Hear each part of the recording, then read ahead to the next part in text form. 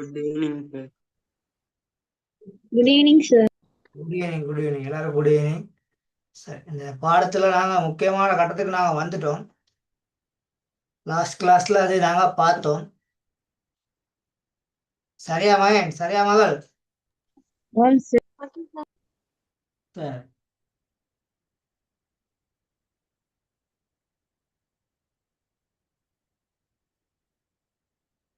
அப்போ ஒரு மடக்க அட்டவணையை பயன்படுத்தி எப்படி கணக்குகள் செய்யறது அப்படிங்கிறத நாங்க பார்த்தது.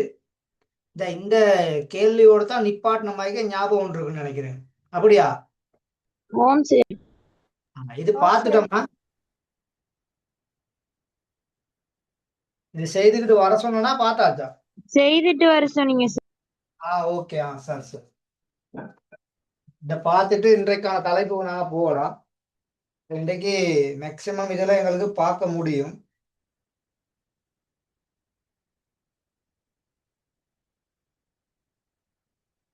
சார், அதில் முதலாவது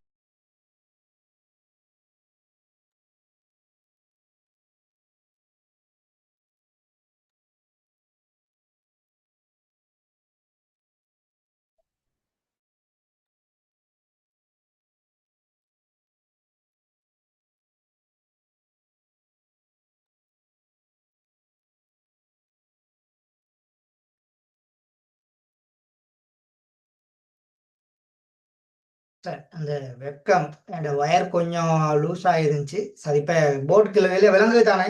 போர்ட் கிளியரா விளங்குதா? சரியா. சார். அதில் அந்த ஏற்கனவே பார்ப்போம்.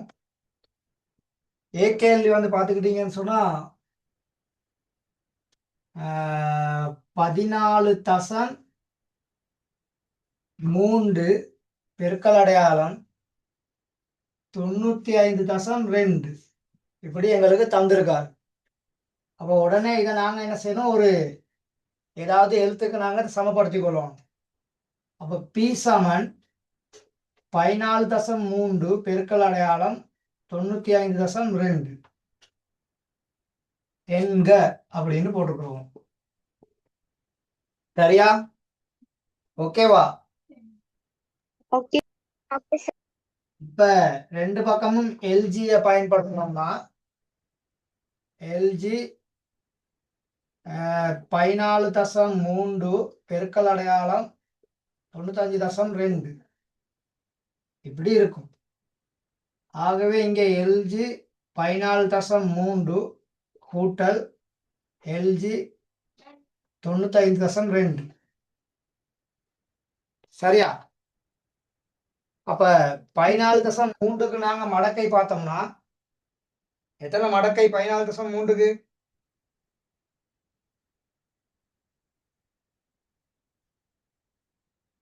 14.3க்கு மடக்கை 15.53 சார்.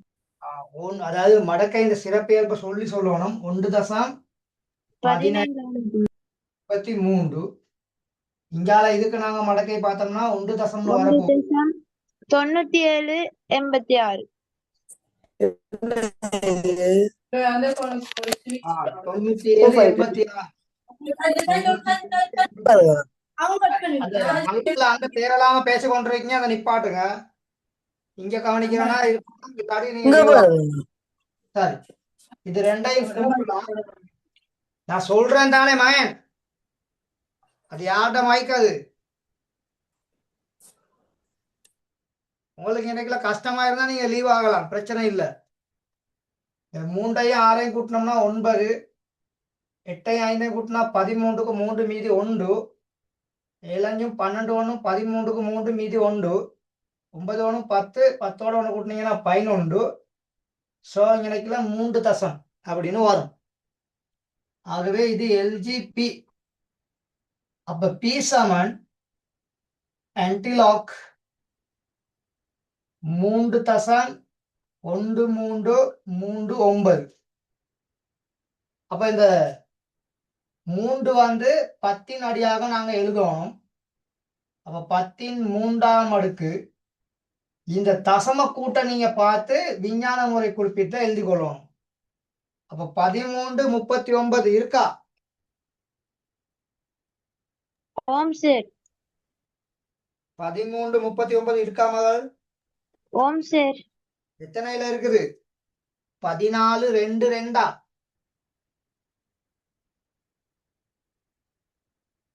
சொல்லுங்க. 14க்கும் 2க்கும் நேரம் எத்தனை இருக்குது? 14க்கும் 2க்கும் நேரம். ஸோ 11க்கும் 2க்கும் 11க்கும் 4க்கும் நேரம்.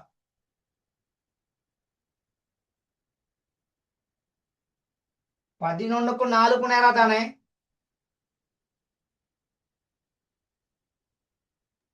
இல்ல சார் 13க்கும் 6க்கும் நேரா சார் 13:35 வருது. கொஞ்சம் நான் ஒரு கடிச்சு போடுறேன். 3 தசம் 13:39 எங்க இருக்கு? 13:36 இருக்குது சார் 13:35 தான் இருக்கு. எத்தனைக்கு நேரம் மகன்?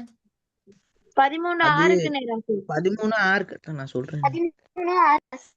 13:06க்கு நேரம் வருது. நல்லா பாருங்க. 11க்கு நேரம் இருக்க மாதிரி இருக்கு. சார் இல்ல சார் 13க்கும் 6க்கும் நேரா சார் 13க்கும் 6க்கும் நேரம் சார். ஓகே. அப்போ 1.36 பேலன்ஸ் எவ்வளவு தேவை எங்களுக்கு? 4 4 தேவை. அந்த 4 இது அது எதுக்கு நேரம் இருக்குது? 4 இல்ல சார் 3 தான் இருக்குது. 3 1ல இருக்கு சார். 1க்கு சார் நேரம் 4 இல்ல சார். அப்ப இப்படி வரும் பெருமானம் 1.36 சரியா? 1.36 ஓகே சார். இப்ப இது 10ன் 3ஆம் அடுக்குனால எனக்குலாம் நாங்க இதை 1000ஆல பெருக்கலாம். அப்ப 1000ஆல பெருக்கணும்னா இந்த 3 தசம புள்ளி 3 தானங்கள் பின்னோக்கி நகர்வாரு. சோ விட 1361 சரியா? அந்த விட ஓம் சார் சார் அந்த ஆன்சர் வந்திருந்தா சரி போட்டுக்கொள்ளுங்க.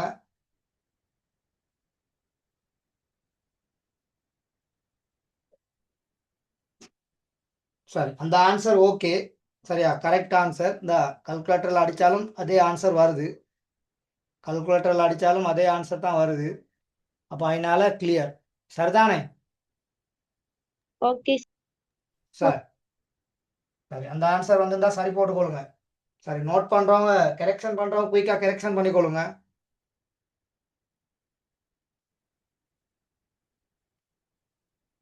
சரியா?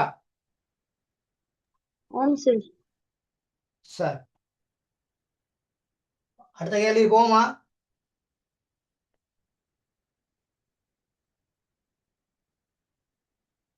இன்னும் யாருக்கா டைம் வேணுமா நோட் பண்றவங்களுக்கு? நோட் பண்ணியாச்சு. சரியா? அதுல 2வது கேள்வி பி கேள்வி 2.575 பெருக்கல் அடையாளம் 9.27 பெருக்கல் அடையாளம் 12.54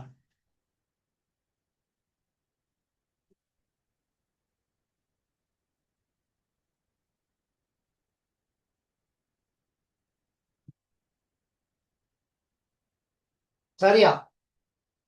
அப்ப இத ஒரு சமப்படுத்தணும்னு சொன்னா x சமன் 2.575 பெருக்கல் அடையாளம் 9.27 பெருக்கல் அடையாளம் 12.54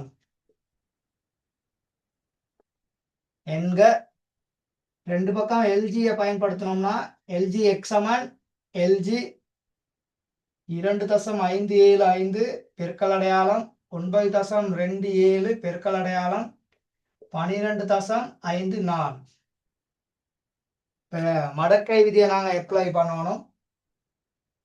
மடக்கை விதியை அப்ளை பண்ணோம்னா எல்ஜி 2.575 கூட்டல் அடையாளம் எல்ஜி 9.27 கூட்டல் அடையாளம் எல்ஜி 12.54 இங்கே எல்ஜி எக்ஸ். முதலாவதுக்கு மடக்கையின் சிறப்பியல்பு 0 தசம்னு வரப்போகுது. மடக்கை பார்த்தா 4108 சார்.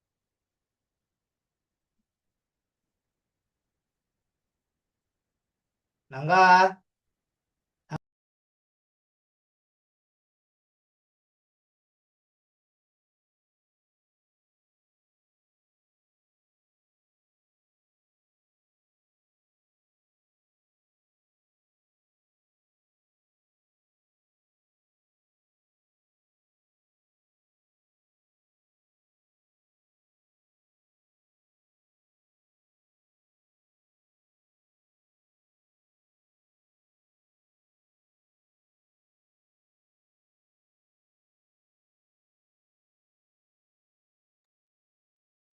சரி. அப்ப எனக்குல வந்து 04107 7 8 8 சார்.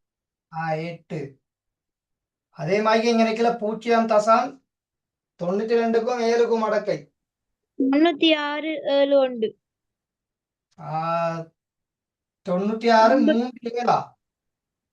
96 3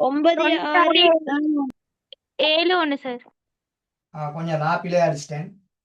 9.27 9671 9671 கூட்டல் அடையாளம் மடக்கையின் சிறப்பியல்பு 0983. 1.0983. Okay okay sir. சார், இது மூன்றையும் நாங்க கூட்டினோம்னா சாரி கூட்டினா எவ்வளவு வந்திருக்குது? 1.4762. வெயிட் பண்ண, நானும் கூட்டிக்கிறேன்.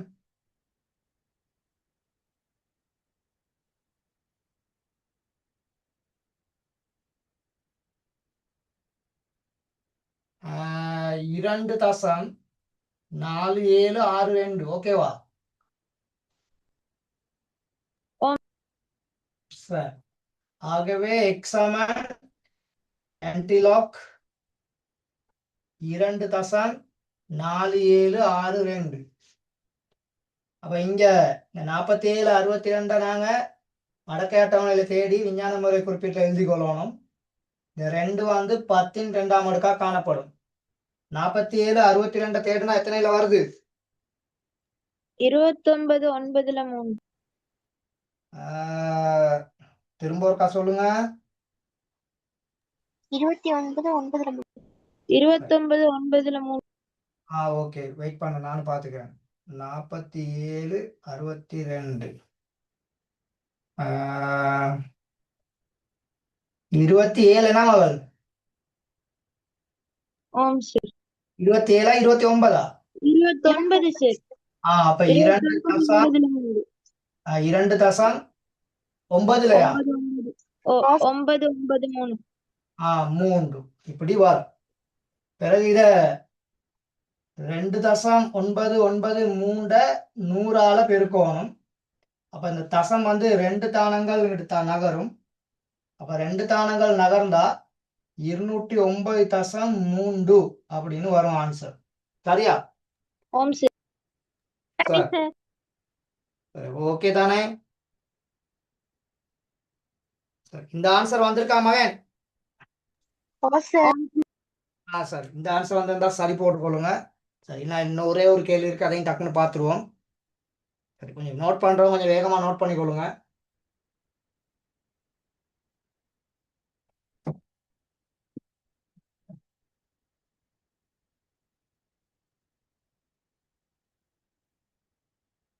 சரியா?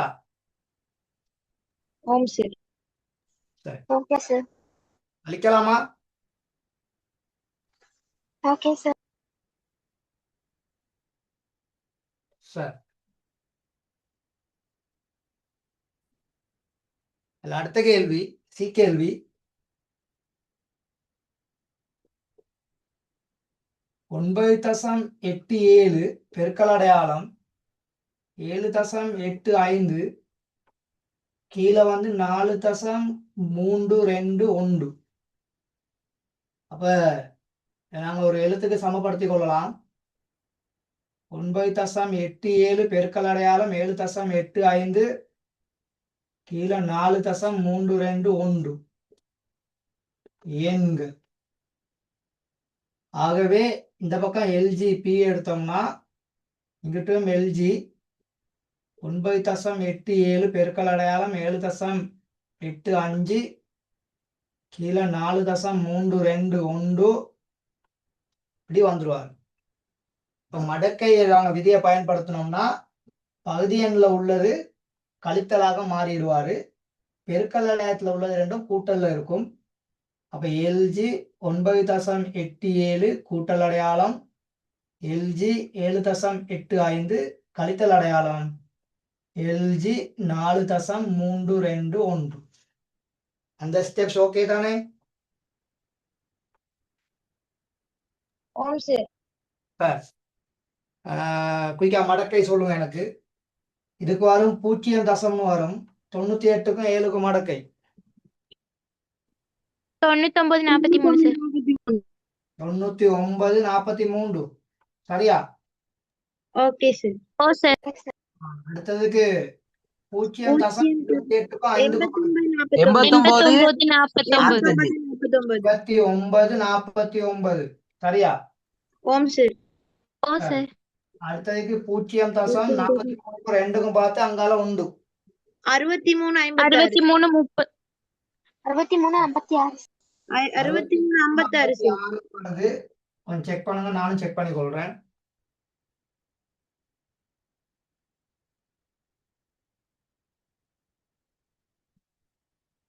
(63 56) சரி. இது ரெண்டையும் கூட்டி போட்டு அதுல இருந்து இதை கழிக்கணும். 9 3 12க்கு 2 மீதி 1 4 4 8 1 9 9 9 கூட்டினா 18க்கு 8 மீதி 1 9 8 17 17 1 18க்கு 8 மீதி 1. அப்ப இங்க நிக்கல 1 தசம். அதுல இருந்து 0.6356 கழிக்கணும். ஸோ 12ல 6 போனா 6, எனக்குல 8ல 5 போனா 3, 8ல 5 போனா 8ல 3 போனா 5, எனக்கு 8ல 6 போனா 2. ஸோ 1.2536 சரியா? ஓம் சார். சார் ஆகவே பி சமன் ஆன்டிலாக்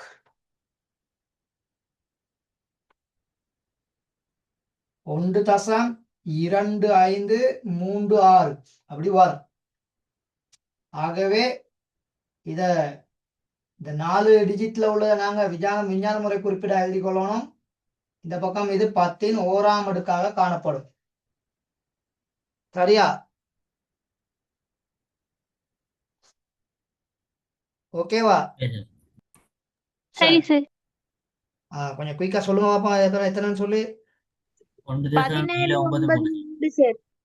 17 9 3 சார். 17 9 17க்கும் 9க்கும் 3க்கும் அப்போ 1.79 அப்படின்னு சொல்லி வரும். அப்ப இதை 10ஆல பெருக்கி விடணும். அப்ப இத 10ஆல பெருக்கி விட்டீங்கன்னு சொன்னா தசம் ஒருத்தான பின்னுக்கு நகருவாரு. ஸோ 17.93 ஆன்சர் சரியா? சரி சார். அப்ப இப்படிதான் இந்த கணக்குகள் வரும். இதெல்லாம் தரம் 10ல உள்ள விஷயங்கள். அப்ப இது ஞாபகப்படுத்தணும் அப்படிங்கிறதுக்காக தான் இன்னைக்குள்ள இதை டைம் எடுத்து இன்னைக்குள்ள செஞ்சேன். சரி, அப்ப இதுல யாருக்காவது பிரச்சனைகள் இருக்கா? இல்லை தானே? இதை கொஞ்சம் ப்ராக்டிஸ் பண்ணி கொள்ளுங்க.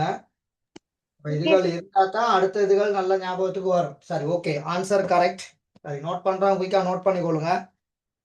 சரிதானே மயன்? சரிதானே மகள்? Okay okay sir. சரி, இப்ப நாங்க இதுல அடுத்த செக்ஷனுக்கு நாங்க போக போறோம்.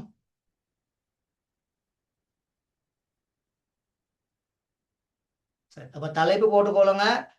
ஒன்றிலும் குறைந்த தசம எண்களின் மடக்கைகள். ஒன்றிலும் குறைந்த தசம எண்களின் மடக்கைகள். போர்டு அழிக்கவா? யாராவது நோட் பண்றீங்களா? சரி, தலைப்பு போட்டுக்கொள்ளுங்க. ஒன்றிலும் குறைந்த எண்களின் மடக்கைகள். அப்ப நாங்க இவ்வளவு நேரம் பார்த்தது ஒன்றை விட பெரிய எண்களுக்கு தான் இவ்வளவு நேரம் நாங்க செய்து கொண்டிருந்தோம். அப்ப ஒன்றை விட குறைந்த எண்கள்னு சொன்னா நல்லா ஞாபகத்துல வச்சுக்கொள்ளுங்க, சின்ன எண்களா இருக்க போகுது. அப்ப எல்லாமே சைவர் தசம்னு தான் வரப்போகுது. எல்லாமே எப்படி வரப்போகுது? சைவர் தசம் அப்படின்னு வரப்போகுது. சரியா? அப்ப அதுகளை கொஞ்சம் நல்லா நீங்க பார்த்துக்கிட்டா, நான் சொல்லித்தரதை அழகா கெச் பண்ணி கொண்டீங்கன்னா சரி.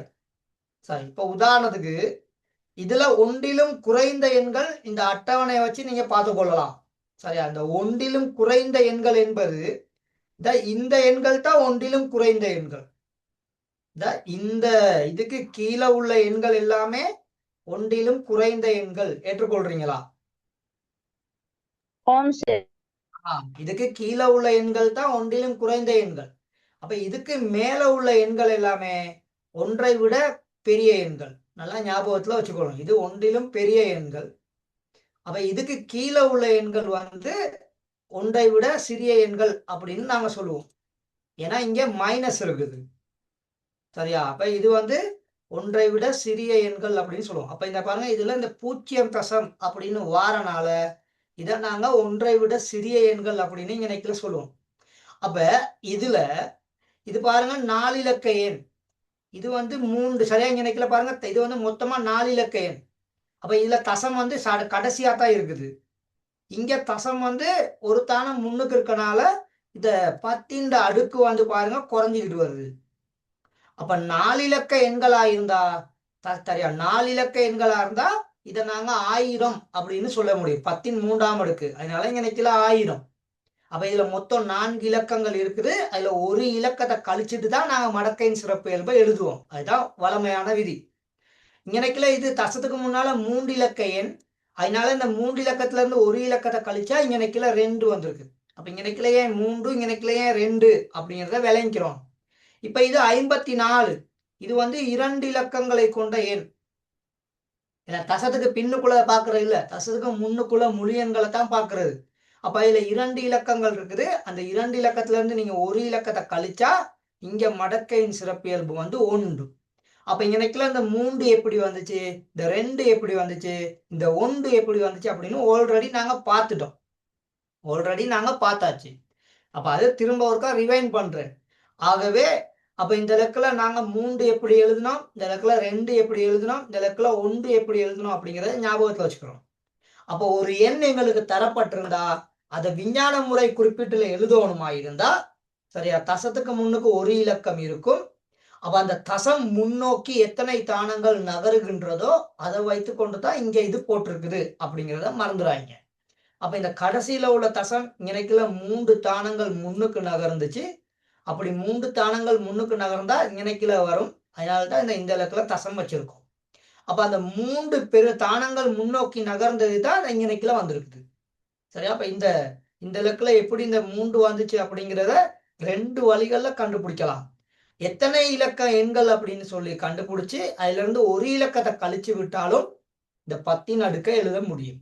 அப்படி இல்லைன்னா விஞ்ஞான முறை குறிப்பிட்டு எழுதுறதுக்கு இந்த பின்னுக்குள்ள தசமதானத்தை நாங்க சரியா, அதாவது ஒன்று தசம், அதாவது ஒரு இலக்கம் அப்படின்னு சொல்லி அந்த தசம் வர்ற மாதிரிக்கே நாங்க எழுதணும். அப்ப விஞ்ஞான முறை குறிப்பீட்டுல உள்ள ரூல்ஸ் என்னன்னு சொன்னா தசத்துக்கு முன்னுக்கு ஒரு இலக்கம் தான் இருக்கணும், ஒரு முழு எண் தான் காணப்படும். அதுதான் விதி, அதுதான் விதிமுறை. அப்ப இங்க இந்த தசத்துக்கு முன்னுக்கு பாருங்க 5 தான் எல்லா இலக்குலயும் இருக்குது. அப்ப இங்க ஒரே எண்ணெய் வச்சுக்கிட்டு தான் அவர் விளங்கப்படுத்தியிருக்காரு. சரி, அப்ப அதனாலதான் இதையே நானும் இந்த பயன்படுத்தின அட்டவணை அப்படியே கொண்டு வந்தேன் உங்களுக்கு. அப்ப இங்க இந்த 5.5.5 எழுதியிருக்கான காரணம் விஞ்ஞான முறை குறிப்பீடு. அப்ப தசத்துக்கு முன்னுக்கு ஒரு முழு எண் தான் இருக்கணும். ஆகவே அப்ப இந்த விஞ்ஞான முறை குறிப்பீடு எழுதக்கில அந்த தசம் முன்னோக்கி எத்தனை தானங்கள் நகருகின்றது அப்படிங்கிறத வச்சுக்கிட்டும் இந்த 10 அடுக்கை எங்களுக்கு எழுத முடியும்.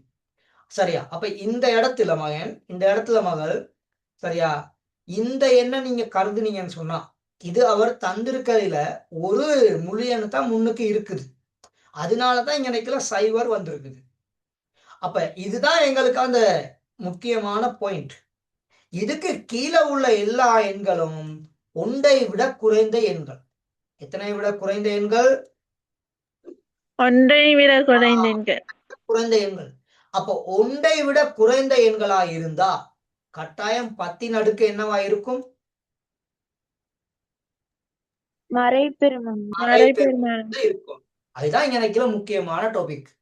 அப்ப இந்த 10 அடுக்கு மறை பெருமானமா இருந்தா மடக்கையின் சிறப்பியல்பும் மறை பெருமானத்தில் தான் இருப்பார். மடக்கையின் சிறப்பியல்பும் மறை பெருமானத்துல தான் இருப்பாரு. அப்ப இந்த மறைய நாங்க மடக்கையை பார்த்து எழுதிக்கல, அந்த சிறப்பியல்புக்கு மேல இப்படி ஒரு கோடை போட்டு விடுவோம். அந்த கழித்தல் அடையாளமாய்க்கே இருப்பார். சரியா? அப்ப இங்க நினைக்கல மறை உண்டு அப்படிங்கிறத இங்க நாங்க பிரிகோடு உண்டு அப்படின்னு வாசிப்போம். அந்த மறைக்கு இங்க வழங்குற சிறப்பு பெயர் வந்து பிரிகோடு அப்படின்னு சொல்லுவோம். அப்ப இங்க நினைக்கல பிரிகோடு 1.7350 அப்படின்னு வாசிக்கப்படும். சரியா? மறை 2ங்கிறது பிரிகோடு 2.7350. நினைக்கல மறை 3 என்பது பிரிகோடு 3.7350. சரியா? பிரிகோடு 4 என்பது பிரிகோடு சரியா மறை 4 என்பது பிரிகோடு 4.7350 அப்படின்னு சொல்லி வரும். அப்ப இதுதான் எங்களுக்கு நினைக்கல முக்கியமான விஷயங்கள். அப்ப இந்த ஒன்றை விட சிறிய எண்களா இருந்தா கட்டாயம் அதண்ட அடுக்கு 10 அடுக்கு வந்து மறையில இருக்கும். அப்ப 10 அடுக்கு மறையில இருந்தா அதை நாங்க வாசிக்கல பிரிகோடுன்னு தான் வாசிப்போம். அதை நாங்க வாசிக்கல எப்படி வாசிக்கிறது? பிரிகோடுன்னு தான் வாசிப்போம். சரியா? அப்ப நல்லா ஞாபகத்துல வச்சுக்கொள்ளுங்க. அதுக்கு இன்னொரு ஆங்கிலத்துல சொல்றது பா அப்படின்னு சொல்லுவோம். பா பா சரியா? BA சரியா? HR பா அப்படின்னு சொல்லுவோம். சரியா? இது வந்து இந்த இதுக்காக வழங்குற ஒரு சொல் பா அப்படின்னு சொல்லுவோம். சரி, அப்ப அதையும் கொஞ்சம் ஞாபகத்துல வச்சுக்கொள்ளுங்க. பா 1 பா 2 பா 3 அப்படின்னு சொல்லுவோம் நாங்க. சரியா? பா 1 பா 2ன்னு சொல்லி. ஆனா அழகான ப்ரொனன்சியேஷன், அழகான உச்சரிப்பு பிரிகோடு அப்படின்னு சொல்றது தான் பொருத்தமானது. பிரிகோடு. அப்ப ஒன்றை விட குறைந்த எண்களுக்கு முன்னுக்கு எத்தனை பூஜ்ஜியம் இருக்குது அப்படிங்கிறத பாத்தீங்கன்னா ஓகே. அப்ப நாங்க எங்க விட்டு பெருமானம் வந்து இந்த 5 தான். இந்த 5 நீங்க நல்லா பார்த்து கொண்டு இந்த 5க்கு முன்னுக்கு எத்தனை பூஜ்ஜியங்கள் இருக்குது அப்படிங்கிறத நீங்க இந்த மறை எண்களுக்கு பயன்படுத்தணும். இங்கனைக்குல 1 பூஜ்ஜியம், அதனால இங்கனைக்குல மறை 1. இங்கனைக்குல 2 பூஜ்ஜியம், அதனால இங்கனைக்குல மறை 2. இங்க 3 பூஜ்ஜியங்கள், அதனால இங்கனைக்குல மறை 3. இங்க 4 பூஜ்ஜியங்கள், அதனால இங்கனைக்குல மறை 4. விளங்கிச்சா? அப்போ ஒன்றை விட குறைந்த எண்களுக்கு அந்த எண் பெருமானத்துக்கு முன்னுக்கு எத்தனை பூஜ்ஜியங்கள் இருக்குதோ அந்த பூஜ்ஜியங்களை நீங்க இந்த மறைக்கு பயன்படுத்தணும். சரியா? எண்ணுக்கு பின்னாடி உள்ள பூஜ்ஜியங்களுக்கு இல்ல, இப்படியெல்லாம் வந்தா இல்ல. இப்படி வர்றதுக்கு மட்டும்தான் நாங்க சொல்லுவோம். இந்த பூஜ்ஜியங்களுக்கு இல்ல, இதை நாங்க எடுக்கலாம். நல்லா ஞாபகத்துல வச்சுக்கணும். இந்த இதுக்கு எடுக்கலாம். இந்த 2 பூஜ்ஜியங்களை மட்டும்தான் நீங்க கருதணும். அப்ப இந்த முதலாவது எண் பெருமானம் இவரு, இதைத்தான் நீங்க பயன்படுத்தணும். சரியா? ஒரு எண் வந்து அதுக்கு பின்னாடி பூஜ்ஜியம் வந்தா அதை நாங்க எடுக்கலாம். சரியா?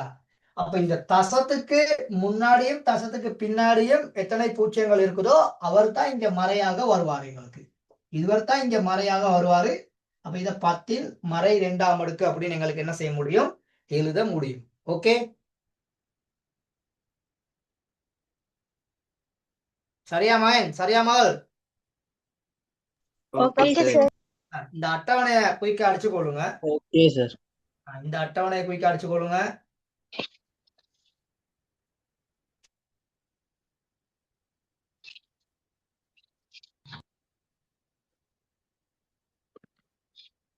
அந்த மைக் கொண்டு 1ல இருக்குது, மற்றவங்களுக்கு ஸ்கிரீன் மறையும்.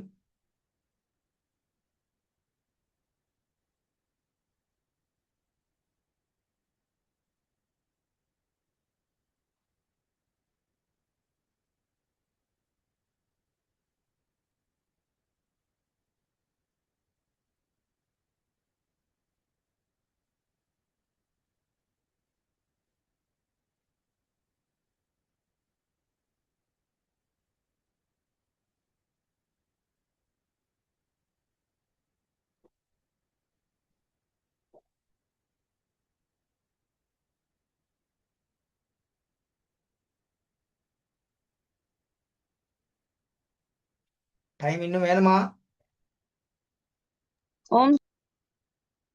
கொஞ்சம் குயிக் பண்ணியா நல்லா.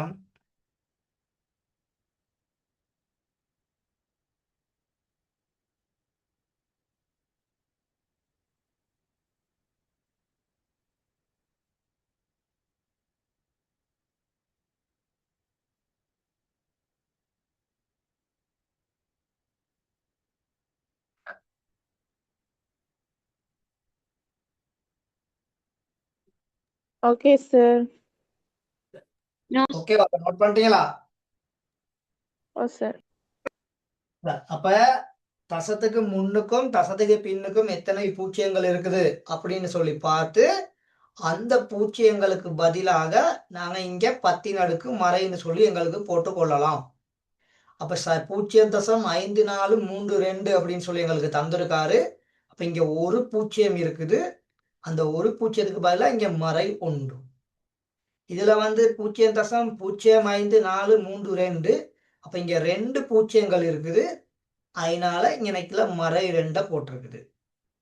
இதுல 3 பூஜ்ஜியங்கள் இருக்குது. சோ அப்ப இங்க மறை 3 அப்படின்னு சொல்லி வரும். சரியா மகன்? சரியா மகள்? அப்ப இதுல யாருக்கும் பிரச்சனை இல்லையே? சரி, இல்ல சார். இதுக்கப்புறம் வளமையா மடக்கை பார்க்குற மாதிரி தான் நாங்க பார்ப்போம். மடக்கையை பார்த்த பிற்பாடு இந்த மடக்கையின் சிறப்பியல்பு மறையில இருக்குது. இந்த மடக்கையின் சிறப்பியல்பையும் இந்த தசம கூட்டையும் சேர்த்து இங்கன கீழே பிரிகோடு அப்படின்னு சொல்லி எழுதி விட்டுருவோம். இதுக்காங்கிட்ட எந்த பிரச்சனையும் இல்லை.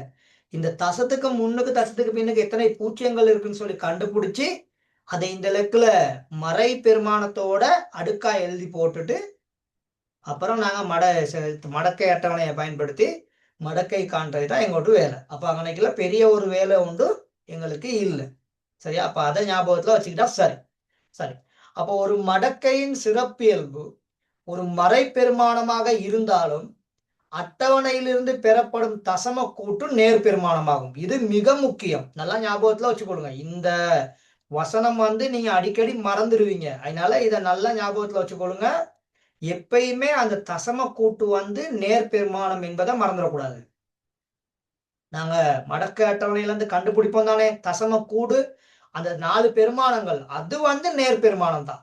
அது ஒரு நாளும் மறக்க கூடாது. நீங்க ஞாபகத்துல வச்சுக்கணும். அப்போ யாதாயினும் ஒரு மடக்கையை நாங்க மடக்கை பெருமானம் நாங்க காண்றோம் அப்படின்னு சொன்னா, இப்போ உதாரணத்துக்கு இப்படி இருக்குன்னு வச்சுக்கிடுவோம். இதுதான் எங்களோட அந்த மடக்கை பெருமானம். அப்ப இந்த இடம் மறையா இருந்தா இது எங்களுக்கு பிரச்சனை இல்லை. ஆனா இவங்க 4 பேரும் எப்போதுமே நேர்ல தான் இருப்பாங்க. இவங்க 4 பேரும் எப்பயுமே என்னத்துல இருப்பாங்க? நேர்ல தான் இருப்பாங்க. இவங்க மறை, அது எங்களுக்கு பிரச்சனை இல்லை. அவங்க அது நிரந்தரம் இல்லாதது. இது மறையிலையும் இருக்கும், நேர்லையும் இருக்கும். இப்ப இது மடக்கையின் சிறப்பு இயல்பு. ஆனா இது எப்போதுமே எண்ணத்துல இருக்கும்? நேர் பெருமானத்துல தான் இருக்கும். சரியா? சரிதானே மகன்? சரிதானே மகள்? அப்ப தசம கூட்டு தசம கூட்டு எப்பயுமே நேர் பெருமானம். அத மறந்துடாங்க. அப்ப அது இங்க வைக்கல மிக முக்கியம். அப்ப இந்த மறை பெருமானத்தை நாங்க வாசிப்போம் பிரிகோடு அப்படின்னு தான் வாசிப்போம். பிரிகோடு. சரியா? அந்த பழைய சிலபஸ்ல இருந்துச்சு பார் அப்படின்னு சொல்றது. இப்ப பார்னு சொல்றது இல்ல, பிரிகோடுன்னு தான் சொல்றது. அப்ப நான் கூடுதலா பிரிகோடுன்னு தான் பயன்படுத்துவேன். அப்ப பிரிகோடுங்கிறத ஞாபகத்துல வச்சுக்கிட்டீங்கன்னா சரி. பிரிகோடு என்பது அந்த தசத்துக்கு முன்னுக்கும் தசத்துக்கு பின்னுக்கும் எத்தனை பூச்சியங்கள் இருக்குன்னு சொல்லி பார்த்து அந்த பூச்சியங்களை நாங்க இங்க மறை அப்படின்னு சொல்லி பயன்படுத்துவோம். சரியா? சரி சார். அப்ப தசம கூட்டு எப்பயுமே நேர்ல தான் இருக்கும். இந்த தசத்துக்கு முன்னுக்குள்ள இந்த மடக்கையின் சிறப்பு இயல்பு மட்டும்தான் நேர்மறைன்னு சொல்லி மாறிக்கிட்டு இருக்கும். சரியா? Okay sir. சரி, அப்ப இந்த பாருங்க அதை இங்க அழகா தந்திருக்கான். இங்க பாருங்க அதை அழகா தந்திருக்கான்.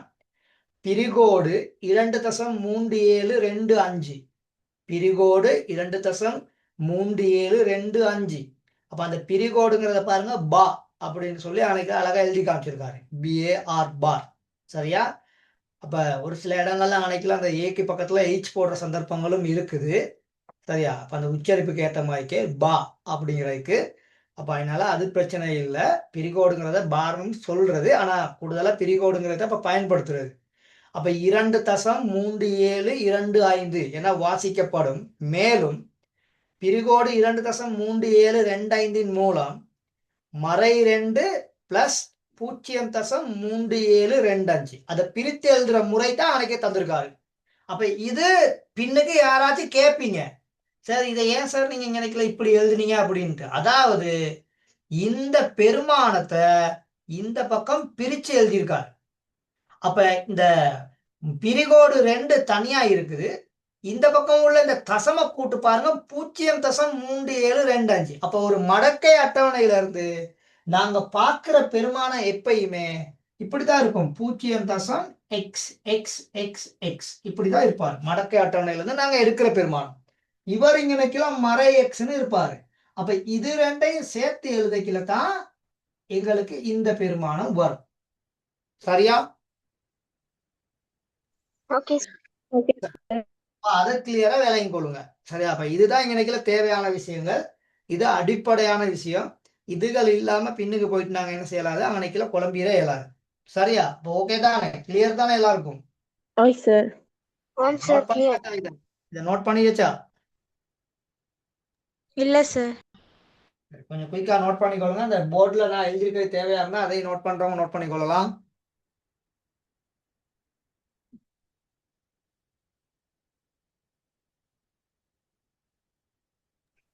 ஓகே சார் இன்னும் டைம் வேணுமா மகள்? இல்ல சார் கொஞ்சம் குயிக் பண்ணுங்க. அதான் இதுல அந்த முக்கியம் முதலாவது தலைப்பு சரி நாங்க முடிச்சுட்டு போகலாம். சரி சார் சரியா? அப்துல்லா நோட் பண்ணியாச்சா? சரி, ஓகே. சரி, அப்ப ஒன்றை விட சிறிய எண்களா இருந்தா பிரிகோடு இடம்பெறும். ஒன்றை விட சிறிய பெருமானமா இருந்தா என்ன இடம்பெறும்? பிரிகோடு வரும். சரி, அப்ப அதை ஞாபகத்துல வச்சுக்கிட்டா சரி. சார் இப்ப இந்த பாருங்க, இதை இங்க அழகா உங்களுக்கு அந்த உதாரணத்துல தந்திருக்காரு. இது புக்ல இருக்குது இந்த உதாரணம். சரி, இப்ப இங்க பாருங்க, இங்கனைக்குல 3 பூஜ்ஜியங்கள் இருக்குது. தசத்துக்கும் முன்னுக்கும் தசத்துக்கு பின்னுக்கும் எத்தனை பூஜ்ஜியங்கள் இருக்குது? 3 பூஜ்ஜியம் சார் அதனால இங்கனைக்குல பிரிகோடு 3 அப்படின்னு சொல்றோம். இங்கனைக்குல 2 பூஜ்ஜியங்கள் இருக்குது. அதனால பிரிகோடு 2. இங்கனைக்குல 1 பூஜ்ஜியம் இருக்குது மகன். அதனால பிரிகோடு 1. ஓகே தானே? ஓகே சார் அப்ப தசத்துக்கு முன்னுக்கும் தசத்துக்கு பின்னுக்கும் உள்ள பூச்சியத்துக்கு தான் அன்னைக்குல முக்கியத்துவம். அதுக்கு பிற்பாடெல்லாம் எங்களுக்கு அங்கிட்டாச்சு பூச்சியங்களை கண்டுபிட்டா அதையும் சேர்த்துக்கிறது இல்லை. சரியா? அந்த முதலாவது எண் பெருமானத்துக்கு முன்னுக்குள்ளது. சரியா? அப்ப இங்க எங்களுக்கு 4 தான் முதலாவது எண் பெருமானம். அப்ப இதுக்கு முன்னுக்குள்ள அந்த பூச்சியங்களுக்கு மட்டும்தான் இங்கனைக்குல முக்கியத்துவம். சரிதானே? அப்ப இங்கனைக்குல 3 பூச்சியங்கள், அதனால பிரிகோடு 3. இங்கனைக்குல 2 பூஜ்ஜியங்கள், பிரிகோடு 2. இங்கனைக்குல 1 பூஜ்ஜியம், அதனால பிரிகோடு 1. அதாவது இது உங்களோட புக்ல இருக்குது. தேவையா இருந்தா நீங்க என்ன செஞ்சு கொள்ளலாம், இதை நீங்க நோட் பண்ணி கொள்ளலாம். ஓகே சார் சரி சரி, இப்ப விஷயத்துக்கு போவோம்.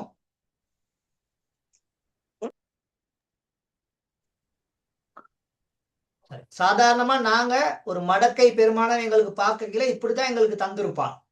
எல்ஜி 0.0004302 அப்படின்னு தந்திருப்பாரு.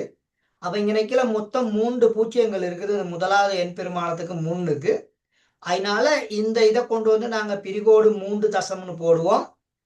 வளமையா 43க்கும் 0க்கும் மடக்கை பார்த்து அங்கால 2க்கு பார்த்துட்டு எழுதி விட்டுருவோம். சரியா மகன்? சரியா மகள்? சரி சார் அப்ப இதையே சுட்டி வடிவமா எழுதிக்கல வந்து எப்பயுமே நாங்க அந்த சுட்டி வடிவம் எழுதிக்கல வந்து அடி ஒரு நாளும் மாறாது, ஒரு நாளும் மாற மாட்டாரு. அப்ப 10 அடியாக போட்டு அத்த பெருமானத்தை மேல எழுதி விட்டா சார், அவ்வளவுதான் எனக்கு இல்லை. இதை நாங்க சுட்டி வடிவத்துல விரிச்சு எழுதிக்கல. இந்த 10 மறை 3ஆம் அடுக்கு தனியாகவும் இந்த பெருமானத்தை இங்கிட்டு தனியாகவும் எழுதிக்கிடுவோம். சிலர் சுட்டி வடிவத்தை பயன்படுத்தி கணக்க செய்வீங்க. அப்ப அந்த மாதிரி சந்தர்ப்பத்துல வந்து இந்த பெருமானத்தை இப்படி பிரிச்சு எழுதுறதுக்கு நாங்க பழகிருக்கோம். ஏன்னா சில நேரத்துல அந்த இடைவெளியில எல்லாம் தருவோம். இப்ப நான் அன்னைக்குள்ள செய்த கேள்வி ஒன்றும் இருக்குது, சரி, நீங்க நோட் பண்ணியிருப்பீங்க. அப்ப அதுல இப்படி எழுதி காமிச்சிருக்கேன். அப்ப இந்த பெருமானத்தை தான் இங்க விரிச்சு எழுதியிருக்காரு.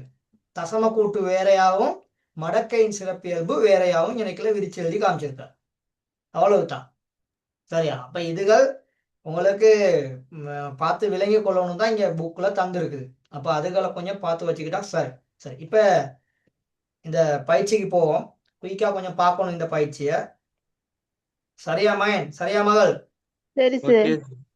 ஓகே அப்ப முதலாவது கேள்வி, ஒரு பூஜ்ஜியம் இருக்குது, அப்ப பார் 1ன்னு சொல்லி வரப்போகுது. சரியா? 98க்கும் 4க்கும் அங்கால 3. டக்குனு மடக்கையை பார்த்து சொல்லுங்க.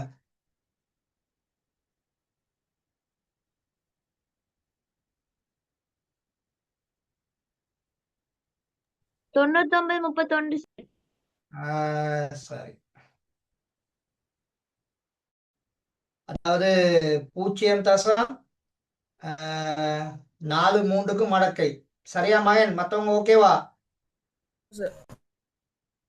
ஓகே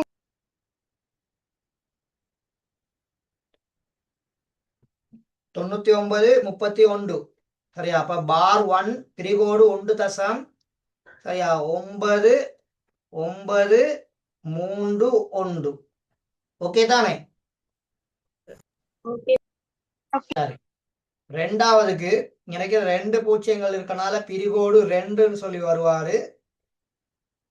அப்ப 50க்கும் 0க்கும் நீங்க மடக்கை பார்க்கணும். 69 90 சார் 69 90 50க்கு நீங்க மடக்கை பார்க்கணும். 69 90. ஓகேவா? ஓகே 69 90 சரிதானே?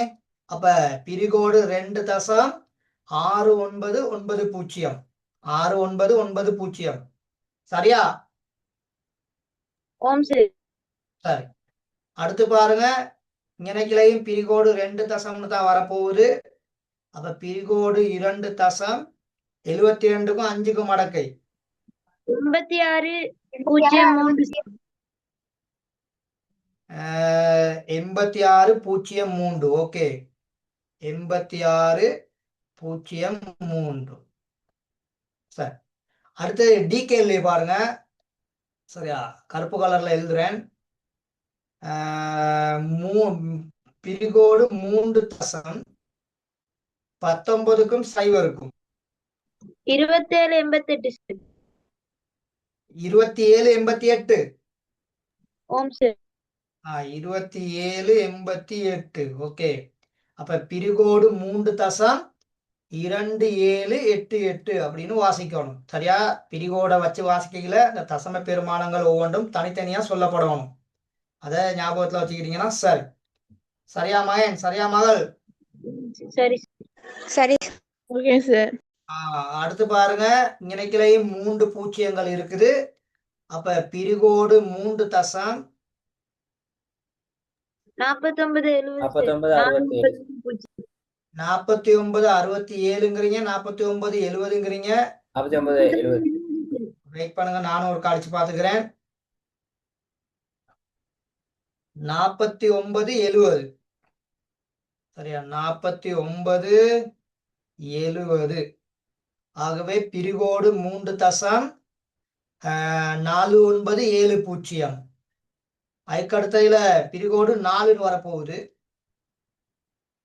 பிரிகோடு 4 தசம் 78க்கும் 3க்கும் 89 38 சார் 89 38. ஓகே, 89 38. அப்ப பிரிகோடு 4 தசம் 8938 அப்படின்னு சொல்லி வருவார். சரியா மகன்? சரியா மகள்?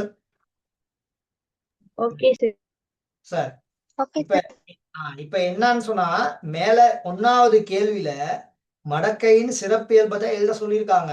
ஆனா நான் அப்படி செய்யல. மடக்கையின் சிறப்பியல்பை எழுதி அதுக்கான மடக்கை பெருமானத்தையும் நம்ம கண்டிருக்கோம். அதான் ஞாபகத்துல வச்சுக்கொள்ளுங்க. அப்ப கேள்வியை பார்த்துப்பட்டு சொல்லுவீங்க, சார் சிறப்பியல்பு தான் கேட்டிருக்கு சார். இப்போ நம்ம அந்த இது எக்ஸ்ட்ராவா நம்ம செய்யணும் அப்படிங்கிறதுக்காக வேண்டி இங்க அந்த மடக்கை பெருமானத்தையும் நாங்க பார்த்து போட்டிருக்கோம். Okay okay sir. அடுத்த கேள்வி டாக்டர் நீங்க செய்றீங்களா? 2வது கேள்விய 2வது கேள்வி 3வது கேள்வி குயிக்கா செய்ய பார்ப்போம். நீங்க செய்ததுக்கு பிற்பாடு டிஸ்கஸ் பண்ணுவோம். 2வது கேள்வியில சரியா, இத 10ன் வலுவாக எழுதுங்க அப்படின்னு சொல்லியிருக்காங்க. 10ன் வலுவாக. சரியா? அப்போ நான் இங்க நினைக்கிற ஒன்றை மட்டும் உங்களுக்கு செய்து போடுறேன். ஒன்றை இங்க நினைக்கல, இது செய்து போடுறேன். இப்ப 83க்கும் 1க்கும் நீங்க மடக்கையை பார்க்கணும். 83க்கும் 1க்கும் மடக்கையை பார்த்து அதை இங்கே விஞ்ஞான முறை குறிப்பிட்டு எழுதிக்கிறோம். இந்த பக்கம் 10ன் மறை 1ன்னு சொல்லி எழுதியிருக்கணும். இப்படித்தான் இதை செய்யணும். அப்ப 83க்கும் 0க்கும் மடக்கை பார்த்தீங்கன்னா எவ்வளவு வருது?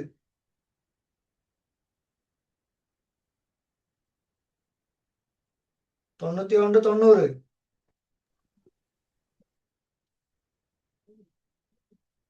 சொல்லுங்க மகள்.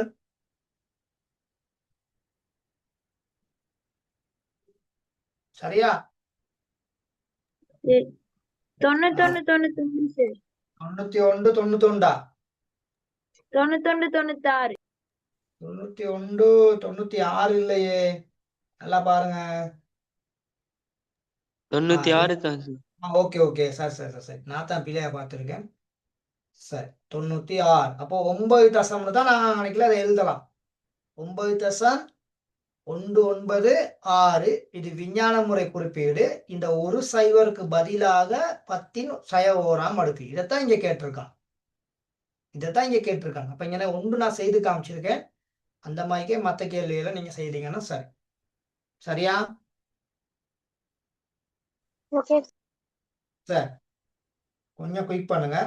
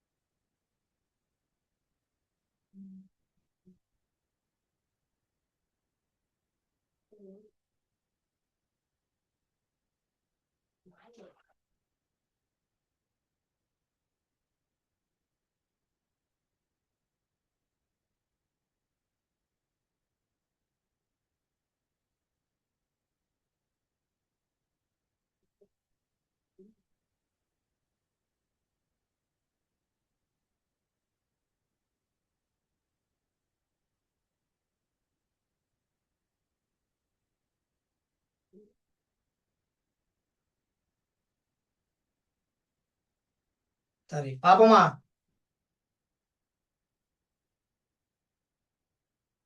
ஒரு நிமிஷம்.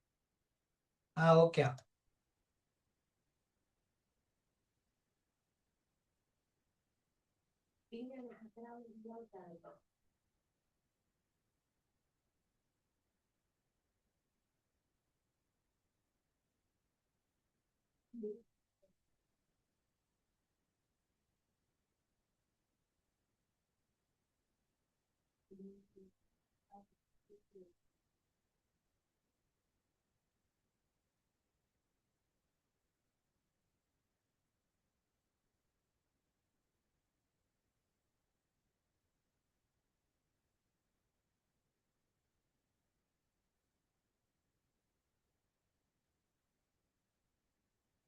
சரியா மகன்? சரியா மகள்? சரி சார். அப்ப இங்க நினைக்கலாம் பார் 1.91 இந்த ஆன்சர் வந்தா சரி போட்டு கொள்ளுங்க. ரெண்டாவதுக்கு பிரிகோடு 2 தசம். 0.01. சரி கொஞ்சம் இருங்க. 0.7 0 1. 0.1 0.7 0.1. அதுக்கடுத்ததுக்கு பிரிகோடு 3 தசம். 53.15. 53.15. மகன் சரியா இந்த ஆன்சர்?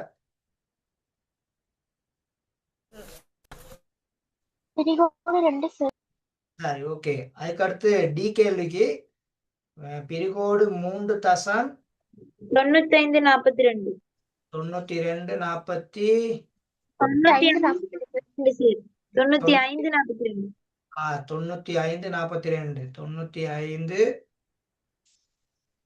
95.42. சரி ஓகே. அடுத்த கேள்வி 1 5 இருக்குது. அப்ப பிரிகோடு 5 தசம் 69 90 சார். 90 69 90 69 90. அதுக்கடுத்து 98க்கும் சைவருக்கும் 99 12 சார். 99 99 1 2 சார். 9912 அப்படியா? ஓம் ஓ சார். சார் ஓகே, சரி. அப்ப இந்த மாதிரி பார்த்துக்கிட்டீங்கன்னா சரி. அப்ப உங்களுக்கு இப்ப ஓகே, சிஸ்டம் பிடிபட்டுட்டு சரி. இப்ப இந்த பெருமானங்கள் இங்க மேல இருக்குது, மேல உள்ளதை தான் இங்க கீழே தந்திருக்கான். பாருங்க, மேல உள்ளதை தான் இங்க கீழே தந்திருக்கான். அதனால மேல உள்ளதை வச்சு இங்க கீழே ஈஸியா எழுதலாம். அதை நீங்க யாராவது பார்த்தீங்களான்னு தெரியாது.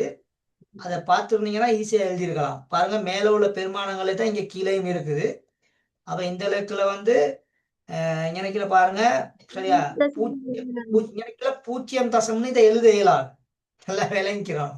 இங்கனக்குல இதை 0 எங்களுக்கு இந்த விஞ்ஞான முறை குறிப்பிட்டுல இங்கனைக்கு எழுத இயலாது. அப்ப அதனால இங்கனைக்குள்ள இதை நாங்க 7 தசம் தான் இதை போடணும். 7 தசம் சைவர், அதுக்கடுத்து 1 தர 10 இதை 3ஆம் அடுக்கு இங்கனைக்குல மறை 3 தான் அதை எழுதியிருக்கணும். இப்படித்தான் அதற்கு வரும். இல்லாட்டி அன்னைக்குல அது பிழையா போயிடும். சரியா? ஆனா நான் சொல்லி கொடுத்த மாதிரிக்கேனா விஞ்ஞான முறை குறிப்பிட எழுதிக்கல சைவர் தசம்னு எழுத இயலாதானே. எல்லாரும் ஞாபகத்துல வச்சுக்கணும். விஞ்ஞான முறை குறிப்பிட எழுதிக்கல வந்து இத சைவர் தசம்னு எழுத இயலாது. சரியா மகன்? சரியா மகள்? Okay sir. அப்ப அதை சைவர் தசம்னு எழுத கொடுங்க. இருங்க, நானும் ஒருக்கா செக் பண்ணி கொள்றேன். சரி, அதை நானும் ஒருக்கா செக் பண்ணி கொள்றேன். ஏன்னா அதுல எனக்கு சின்ன டவுட் ஒன்று வந்துருச்சு.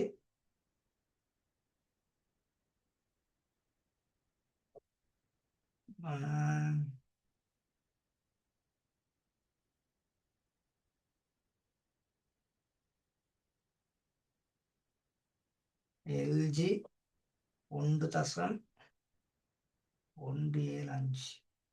ஓ, அப்படித்தான் வருதுண்ணா, அப்படித்தான் வருது. ஸோ அப்ப நான் நினைக்கிற எழுதுனது சரி. சரி, நான் நினைக்கிற எழுதுனது சரி. அந்த மாதிரி மட்டும்தான் அதை எழுதலாம். இங்க நினைக்கல 7 தசம் சைவர் 1 தர 10 மறை 3 அப்படின்னு நினைக்கல இது வந்திருக்கும். மறை 2 மறை 3 மறை 2 தான் மகள் இங்க இருக்குது. இந்த சைவருக்கும் பதிலா நான் இங்க நினைக்கல போட்டிருக்கேன். அதான் மறந்துடாங்க. அந்த சைவரையும் சேர்த்துதான் அன்னைக்குல போட்டிருக்கேன். சரியா? Okay sir. ஏன்னா இங்க நினைக்கல நான் விஞ்ஞான முறை குறிப்பிட தானே இதை எழுதியிருக்கேன். இந்த 7 தசம் இது உங்களோட கேட்க இல்ல, உங்களோட கேள்வி வந்து இது மட்டும்தான் உங்களோட கேள்வி. அதனால அதை நாங்க அன்னைக்கு எழுதி விட்டோம்னா சரி. அப்ப இந்த இலக்குல வந்து இது வந்து 10 மறை 3. ஏன் ரொம்ப விலம் கொடுத்து வாங்குவானே. இந்த இலக்குல வந்து 10 மறை 3. நினைக்கல 10 மறை 5. சரியா? இந்த இலக்குல 10 மறை 4. அதுதானே அன்னைக்குல கேள்வி. சரி, அந்த விஞ்ஞான முறை குறிப்பீடு வந்தா அன்னைக்குல சிக்கல் ஆயிரும். சரி, அப்ப இதுகள் இப்ப எல்லாருக்கும் கிளியர் தானே? ஓம் சார். சரி சரி.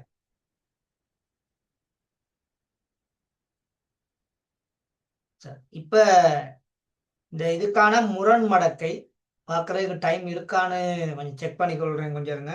இன்னும் ஒரு 10-15 நிமிஷம் இருக்குது. சரி, அப்ப இதை பார்த்துட்டே டக்குன்னு நான் முடிக்கலாம். போட்டுக்கொள்ளுங்க. முரண் மடக்கை, அதாவது ஒன்றை விட சின்ன எண்களுக்கான முரண் மடக்கை.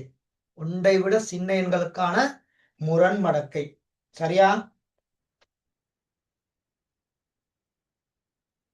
ஒன்றை விட சின்ன எண்களுக்கான முரண் மடக்கை. உதாரணத்துக்கு நான் ஒரு எண் விளங்கப்படுத்த போறேன். சரியா? இத கொஞ்சம் பார்த்து கொள்ளுங்க. 0.5432 இப்படி இருக்குது. இப்ப இதுக்கு நாங்க மடக்கை பார்க்கணும். சரியா மகன்? சரியா மகள்? ஓகே சரி, இப்ப இதுக்கு நாங்க மடக்கை பார்த்தோம்னா எங்களுக்கு வரும் பிரிகோடு 1.54க்கும் 3க்கும் அங்கால 2 பார்த்து எவ்வளவுன்னு சொல்லுங்க டக்குன்னு.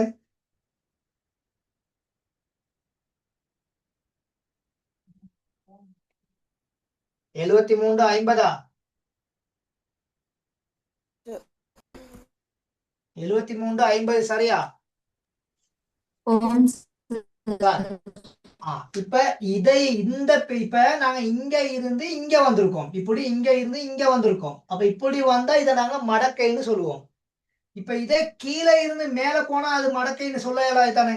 ஏன்னா நாங்க முரணா தானே செய்ய போறோம், எதிரா தானே செய்ய போறோம். அப்ப இது கீழே இருந்து மேல போனா இதை நாங்க என்னன்னு சொல்றது, ஆன்டிலாக்னு சொல்றது. அப்ப இந்த எல்ஜில இருந்து இங்க பிரிகோடுக்கு வந்திருக்கோம், அப்ப மடக்கை. இப்ப இந்த கீழே உள்ள பிரிகோடு நம்பர்ல இருந்து நாங்க மேல போக்குல கட்டாயம் என்னன்னு சொல்லுவோம், நாங்க அதை முரண் மடக்கைன்னு சொல்லுவோம். அப்ப இந்த பெருமானத்துக்கான விட மேல உள்ள கட்டாயம் வரும். நல்லா ஞாபகத்துல வச்சுக்கொள்ளுங்க. 0.5432க்கு மடக்கை பார்த்தா பிரிகோடு 1.7350 வர்ற மாதிரி. இப்ப இந்த எண்ணுக்கான முரண் மடக்கை பார்த்தா மேல உள்ள எண் வரத்தானே வேணும். அதை ஏற்றுக்கொள்றீங்களா?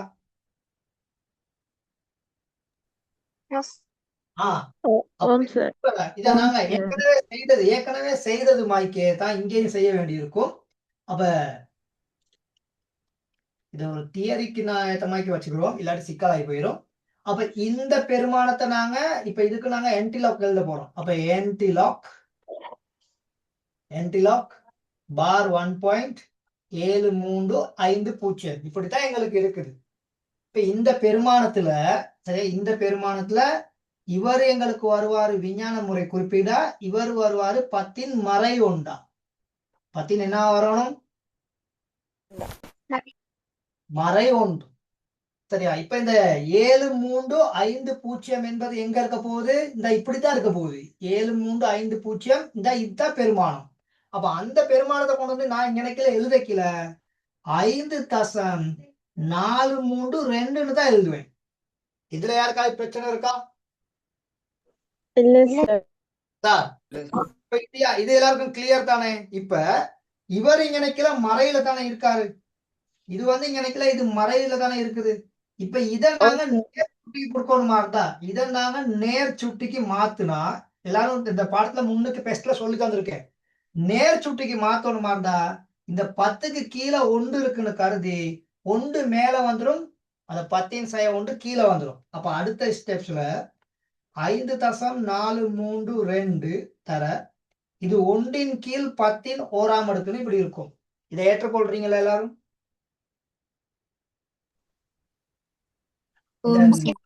நான் நேர் சுட்டிக்கு மாத்தி இருக்கேன். இந்த மறை சுட்டில இருக்குது, இதை நான் நேர் சுட்டிக்கு இப்படி என்ன மாத்தி எழுதியிருக்கேன். இப்ப இது 1 கீழ் 10 ஓராம் அடுக்குன்னா 1 கீழ் 10 தான். அப்ப இந்த பெருமானத்தை நாங்க 10ஆல பிரிக்கிறோம்னு அர்த்தம். அப்ப இந்த பெருமானத்தை 10ஆல பிரிக்கும் பொழுது இந்த ஒரு சைவரை கட் பண்ணா இந்த தசம் ஒரு தானங்கள் என்ன செய்வோம், முன்னுக்கு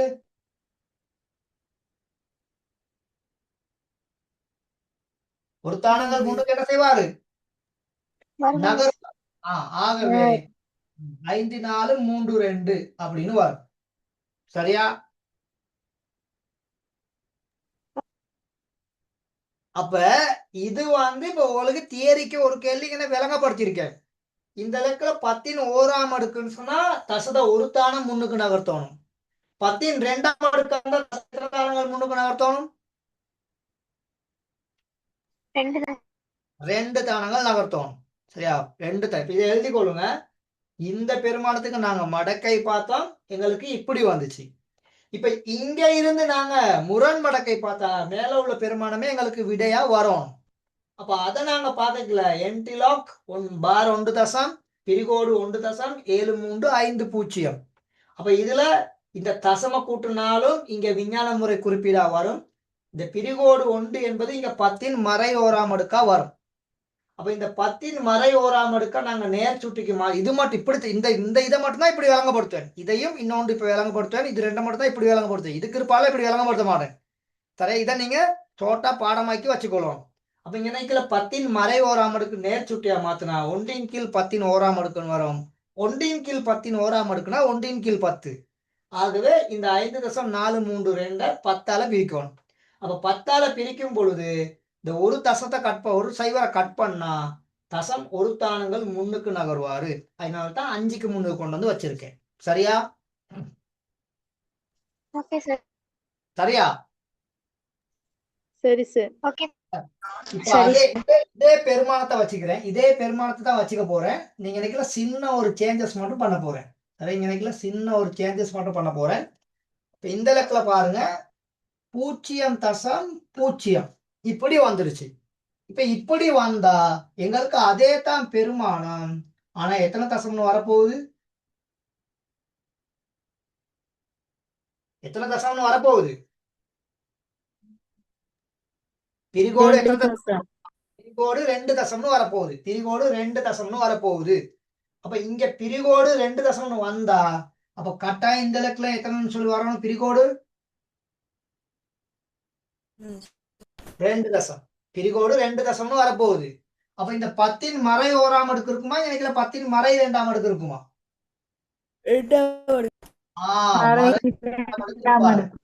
அப்ப இங்க 1 கீழ் 10 2ஆம் அடுக்கு. அப்ப 1 கீழ் 10 2ஆம் அடுக்குன்னு சொன்னா இங்க 1 கீழ் எத்தனை இருக்கும்? 1 கீழ் எத்தனை இருக்கும்? 100 இருக்கும். அப்போ 1 கீழ் 100ன்னு சொன்னா தசத்துக்கு இந்த தசம் எத்தனை தானங்கள் முன்னுக்கு நகரணும்? 2 தானங்கள். அப்ப எங்க கிட்ட 5 வந்து ஒரு தானம் தான். 5 வந்து ஒரு தானம் தான். அப்ப தானம் ஒன்று எங்களுக்கு இல்லாட்டி இந்த 5க்கு முன்னுக்கு நாங்க என்னத்தை வைக்கணும்? 0 ஒன்றை வைக்கணும். ஆகவே 0.054332 இப்படித்தான் வருவார். இந்த பாருங்க மேல உள்ள விடு. சரியா?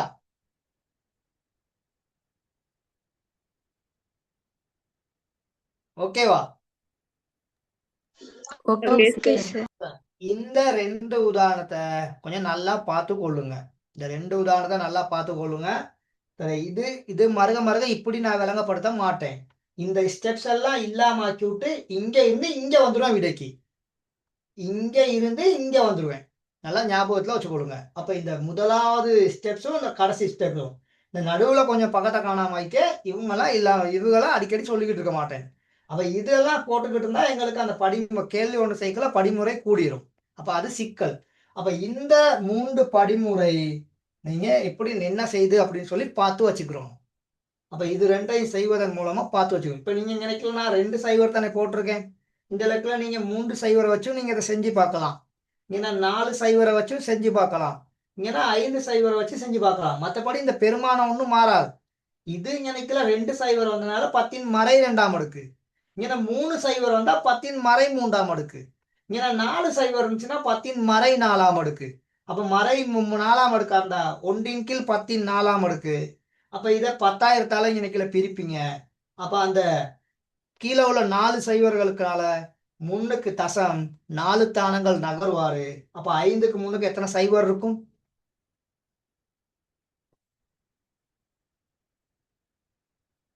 ஏன்னா 5க்கு முன்னுக்கு எத்தனை சைவர் இருக்கும்? 10 மறை 4ஆம் அடுக்கா இருந்தா 4 சைவர். 4 சைவர். இதுதான் சிஸ்டம். விளங்கிச்சா? அப்ப ஓகே தானே?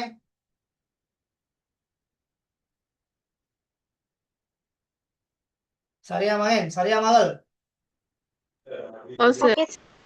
இத நோட் பண்ணிக்கொள்ளுங்க. நோட் பண்ணா முதல்ல உள்ளது இப்ப இது 2வது. இது 2ஐயும் நோட் பண்ணியாச்சா? நோட் பண்ணியாச்சு சார். சரி ஓகே சார். இப்ப இதோட முடிக்கிறேன். அப்ப அடுத்த கிளாஸ்ல கண்டினியூ பண்ணலாம். அடுத்த கிளாஸ் செம்ம இன்ட்ரெஸ்டா இருக்கும். ஏன்னா அடுத்த ஃபுல்லா கணக்கு தானே வரப்போகுது. அப்ப அதனால நினைக்கல பிரச்சனை ஒன்றும் இருக்காது. சரி அப்ப எல்லாருக்கும் குட் நைட். ஓகேவா? Sir Thank you, sir. Okay okay.